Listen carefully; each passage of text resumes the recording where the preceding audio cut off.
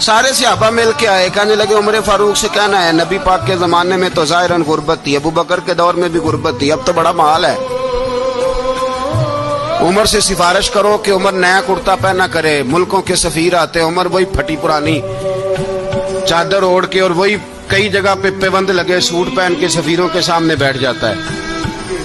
عمر کو مشورہ دو، طے ہو گئی بات۔ سب نے جب مشورہ دے لیا تو سارے کہنے لگے یہ بتاؤ شیر کی مونچھ کو ہاتھ کون لگائے گا؟ کہنا کس نے ہے؟ بندہ بھی تو ڈھونڈو نا۔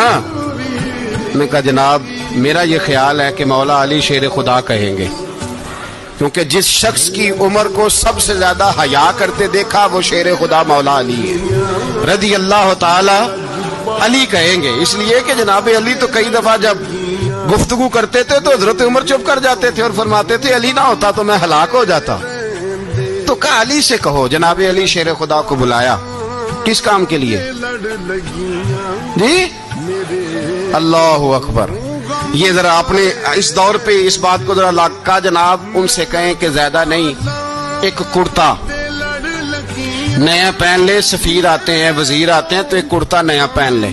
حضرت علی کو بلایا، آپ فرمانے لگے کوئی اور بات ہوتی تو میں کہہ دیتا، یہ والی میں نہیں کہہ سکتا، کوئی اور ہوتی تو میں عمر کو کئی دفعہ کہہ دیتا ہوں، جلال میں بھی تو سن، یہ والی میں نہیں کہہ سکتا، میں تمہیں ایک مشورہ دیتا ہوں۔ کہ وہ کیا؟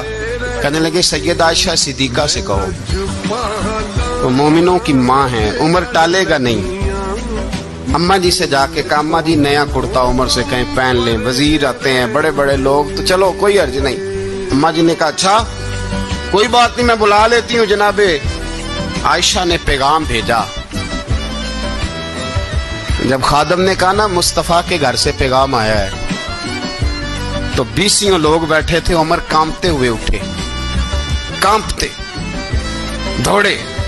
حضرت عائشہ پردے میں تھی تو فرماتی ہیں عمر اتحیات کی حالت میں بیٹھ گئے۔ کہا اماں جی دیر تو نہیں ہو گئی مجھے آنے میں؟ کہا نہیں ٹائم پہ آ گئے ہو۔ کس لیے بلایا؟ مجھے